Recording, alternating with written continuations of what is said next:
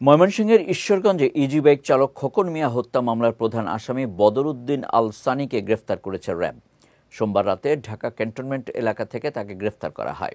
দুপুরে র্যাব ১৪ এর অধিনায়ক নয়মুল হাসান জানান, জমি নিয়ে বিরোধের জেরে গত ৩ অক্টোবর রাতে খোকন মিয়াকে দেশীয় অস্ত্র দিয়ে আঘাত করে বদর ও তার সঙ্গীরা। পরে গুরুতর আহত অবস্থায় তাকে উপজেলা স্বাস্থ্য কমপ্লেক্সে নিলে সেখানে তার মৃত্যু হয়।